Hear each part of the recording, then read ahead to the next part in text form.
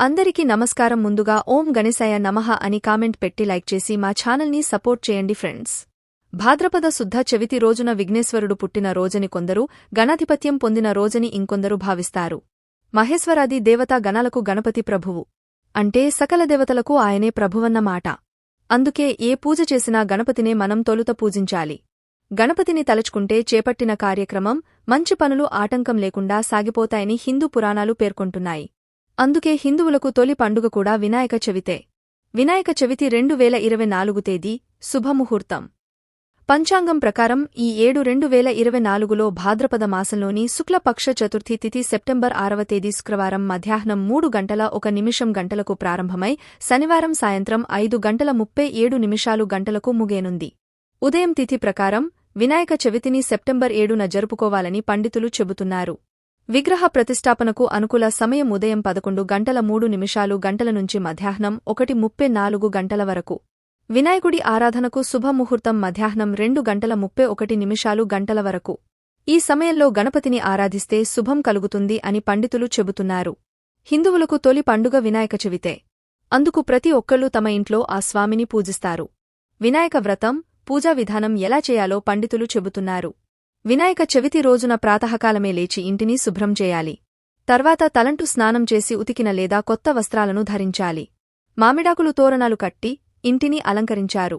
ఓ పీటకు పసుపు రాసి ఇంటికి ఈశాన్య భాగంలో లేదా ఉత్తర దిక్కులో ఉంచాలి. ఓ పళ్లెంలో బియ్యం వేసి వాటిపై తమలపాకులు పెట్టుకోవాలి. అగరువత్తులు వెలిగించి దీపారాధన చేసుకోవాలి. పూజకు కావాల్సిన సామాగ్రి: పసుపు, కుంకుమ, గంధం, అగరవత్తులు, కర్పూరం, తమలపాకులు, పూలు, అరటిపండ్లు, కొబ్బరికాయలు, బెల్లం, తోరం, కుందులు, నెయ్యి, నూనె, వత్తలు, 21 రకాల పత్రి, ఉద్దరిణ, నైవేద్యాలు. వినాయకునికి పాలవెల్లి ఎందుకు కడతారు? ఈ అనంత విశ్వంలో భూమి అణువంతే.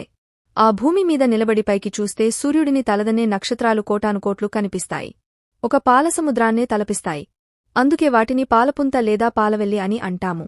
ఆ పాలవెల్లికి సంకేతంగా ఒక చతురస్రాన్ని కడతారు. గణేశుని పూజ అంటే ప్రకృతి ఆరాధనే కదా. ప్రకృతిలో సృష్టి, స్థితి, లయలనే 3 స్థితులు కనిపిస్తాయి. గణేశుని పూజలో ఈ 3 స్థితులకు ప్రతీకలని గమనించవచ్చు. ఈ భూమిని, సృష్టి సూచించేందుకు మట్టి ప్రతిమను, జీవాన్ని, స్థితి సూచించేందుకు పత్రిని, ఆకాశాన్ని, లయం సూచించేందుకు పాలవెల్లిని ఉంచి ఆ ఆరాధనకి ఓ పరిపూర్ణతని ఇస్తాము. అలానే పాలవెల్లి కట్టి మొక్కజొన్న పొత్తులు, ఎల్లకాయ, పండ్లు వీటన్నిటికీ పసుపు రాసుకుని బొట్టు పెట్టుకోవాలి. అలానే వాటిని కట్టి పాలవెల్లి కట్టడానికి తాడుకూడా పసుపు రాసి ఆ తాడుతో ముడివేసుకుని వాటన్నిటినీ మండపం మీద పాలవెల్లి కట్టుకోవాలి. ఇలాంటి పాలవెల్లి కట్టి తర్వాత పీఠం మీద అరిటాకుగాని ఏదైనా వాడుకొని వస్త్రం కాని వేసుకోవాలి. ఇప్పుడు అరిటాకు మధ్యలో 3 దోసెలు లేదా 5 దోసెలు బియ్యం పోసుకోవాలి. బియ్యం మీద విగ్రహం పెట్టడానికి సమానంగా సర్దుకుని బియ్యంలో మనం తెచ్చుకున్న విగ్రహం నిలుపుకోవాలి. ఈ వినాయక విగ్రహం మట్టి విగ్రహం అయితే చాలా మంచిది. ఎందుకంటే మనం ఎంత ఆడంబరంగా ఆర్భాటంగా చేశామనేది ముఖ్యం కాదు. ఎంత ఏకాగ్రతతో, ఎంత భక్తితో చేశామనేది ముఖ్యం. అందుకే మట్టి విగ్రహం తెచ్చుకొని పర్యావరణాన్ని కాపాడుదాం. వినాయకుని విగ్రహానికి చక్కగా గంధము కుంకుమతో బొట్టు పెట్టుకోవాలి. ఆ తర్వాత వినాయకుడికి ఎంతో ప్రీతికరమైన గరిక మాలలకు మాల సమర్పించుకోవాలి. అలానే మీ దగ్గర యాలకుల మాల కాని, గరికమాల కాని లేకపోతే మందార పూలతో కాని, చామంతి, మల్లెపూలతో మాలకట్టి వినాయకుడికి మాలగా వేయండి. ఆ తర్వాత పిల్లల పుస్తకాలకి ఓం కాని, స్వస్తి కాని, పసుపు, కుంకుమ, గంధం కలిపి రాసి పూజలో పెట్టుకోవాలి. అలానే వ్యాపారం చేసేవారైతే పద్దుల పుస్తకాలు కూడా పెట్టుకోవాలి. మనకి ముఖ్యమైన పుస్తకాలు అనుకున్న ఏదైనా పెట్టుకోవచ్చు. పిల్లలు ఏదైనా సబ్జెక్ట్లో వెనుకబడి ఉన్నారు అనుకుంటే ఆ పుస్తకాలను తప్పకుండా పెట్టుకోండి. ఒకవేళ వీలుంటే అన్ని పెట్టేసుకోవచ్చు. ఇలా వినాయక చవితి రోజు వినాయకుని పూజలో పిల్లల పుస్తకాలు పెట్టడం వల్ల వారి చదువుల్లో ఎటువంటి ఆటంకాలు కలగకుండా సాగిపోతుంటాయి. అలాగే వ్యాపార అభివృద్ధి జరుగుతుంది. అలానే వ్యాపారం చేసేవారైతే ఖాతాలను కూడా పసుపు కుంకుమ బొట్లు పెట్టుకుని పూజలో పెట్టుకోవాలి. వినాయకుడి పూజలో తప్పకుండా గౌరీ పూజ చేసుకోవాలి. పసుపుతో గౌరీ గణపతి చేసుకుని పూజల పెట్టుకోవాలి. ఆ తర్వాత గణపతికి దీప ధూప నైవేద్యాలు సమర్పించిన తర్వాత గౌరీ పూజ పూర్తి చేసుకుని ఆ తర్వాత పత్రులతో వినాయకుడి పూజ చేసుకోవాలి. వినాయక చవితి పూజకు వాడే 21 రకాల పత్రులు: 1 మాచి పత్రం, 2 బృహతి పత్రం, 3 బిల్వ పత్రం, మారేడు, 4 దూర్వా పత్రం, గరిక, 5 దుత్తూరపత్రం ఉమ్మెత్త 6 బదరీపత్రం రేగు 7 అపామార్గపత్రం ఉత్తరిణి 8 తులసీపత్రం 9 చూతపత్రం మామిడి 10 కరవీరపత్రం గన్నేరు 11 విష్ణుక్రాంత పత్రం 12 దాడిమీపత్రం దానిమ్మ 13 దేవదారు పత్రం 14 మరువక పత్రం మరువం 15 సింధువార పత్రం వావిలి 16 జాజిపత్రం సన్నజాజి 17 గండలీపత్రం లతాదూర్వా 18 సమీపత్రం జమ్మి 19 అశ్వత్థపత్రం రావి 20 అర్జునపత్రం మద్ది 21 అర్కపత్రం జిల్లేడు ఒక్కొక్క పత్రితో ఒక్క పత్రిని సమర్పిస్తూ ఉండాలి.